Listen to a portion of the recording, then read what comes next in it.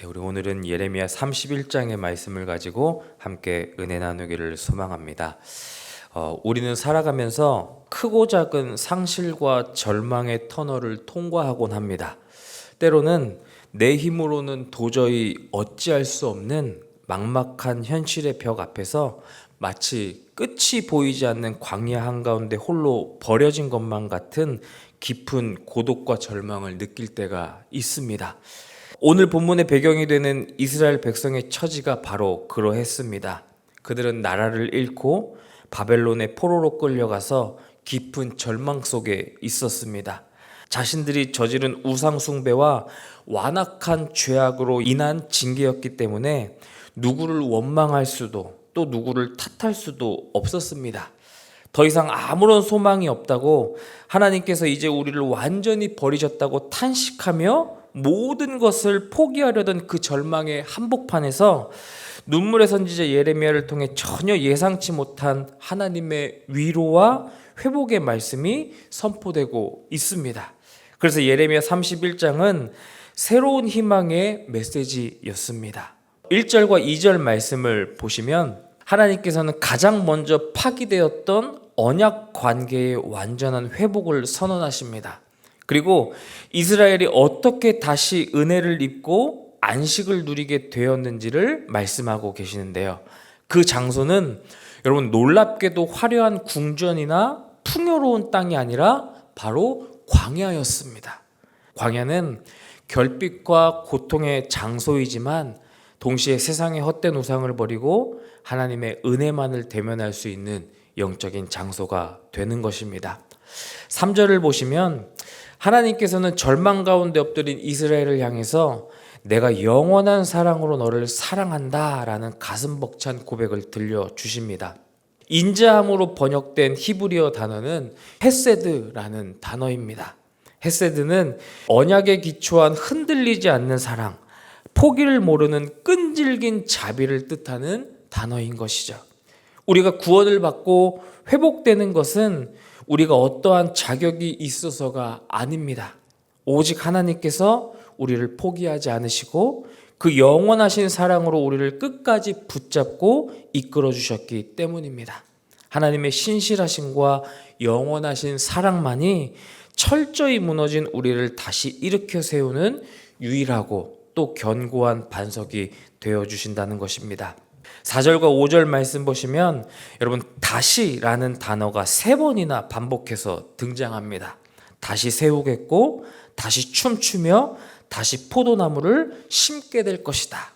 특별히 포도나무를 심고 그 열매를 거두기까지는 많은 수고와 오랜 시간이 필요합니다.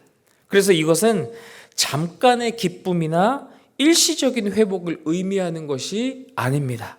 전쟁과 포로 생활로 인해서 철저하게 파괴되었던 일상이 온전히 제자리를 되찾고 평안과 번영이 깊이 뿌리내리게 될 것을 의미하고 있는 것이죠. 스스로 높아지려던 마음을 꺾고 온전히 주님만을 의지하는 자에게 하나님께서는 이처럼 우리의 일상을 다시 세워주시는 놀라운 회복의 은혜를 베풀어 주신다라는 것입니다. 여러분 6절 말씀을 한번 보십시오. 에브라임 산 위에서 파수꾼이 외치는 날이 있을 것이라. 이르기를 너희는 일어나라.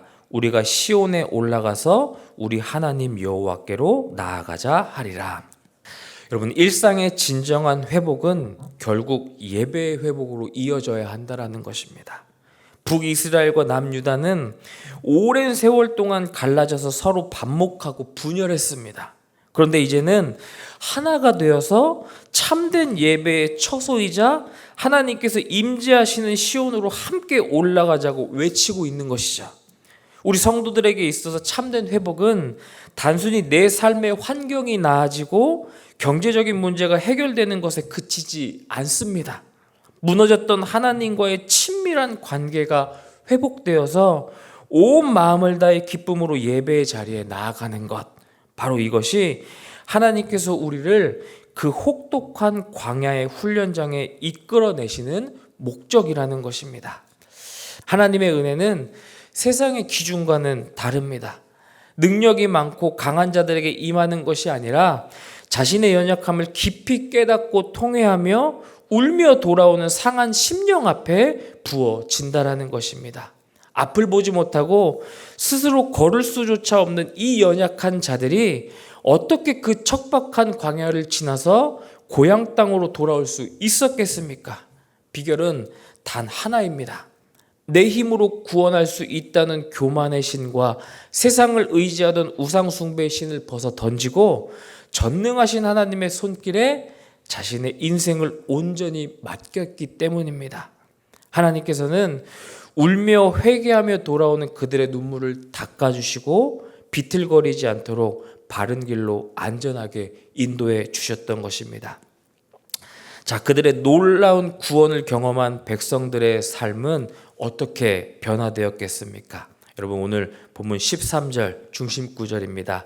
13절, 그때의 처녀는 춤추며 즐거워하겠고 청년과 노인은 함께 즐거워하리니 내가 그들의 슬픔을 돌려서 즐겁게 하며 그들을 위로하여 그들의 근심으로부터 기쁨을 얻게 할 것임이라. 절망과 탄식으로 가득했던 곳이 생명과 환희가 넘쳐오르는 곳으로 완전히 뒤바뀌어졌습니다. 그들의 애통이 변하여 기쁨의 춤이 되었습니다. 제사장들의 심령은 재물의 풍성함으로 흡족해졌고 모든 백성은 하나님께서 베푸시는 은혜로 말미암아 영혼의 깊은 만족을 누리게 되었습니다. 이것이 바로 영원한 사랑으로 우리를 부르시고 회복시키시는 하나님의 가장 선하고 아름다운 목적지라는 것입니다. 그 과정은 비록 험난할지라도 우리를 향한 하나님의 신실한 사랑이 그 목적지를 향해서 우리를 인도해 주고 계시는 것이죠. 사랑하는 성도 여러분, 오늘 우리는 어떠한 처지에 놓여 있으십니까? 끝이 보이지 않는 막막한 광야에서 홀로 눈물을 흘리고 계시지는 않으십니까? 내 힘으로 도저히 감당할 수 없는 세상의 강한 자의 손에 짓눌려 슬픔과 금신 속에서 하루하루를 버텨내고 계시지는 않으십니까? 우리의 현실이 아무리 어둡고 캄캄할지라도 오늘 본문을 통해 선포된 하나님의 영원한 사랑을 굳게 붙잡으실 수 있는 저와 여러분 되기를 간절히 소망합니다.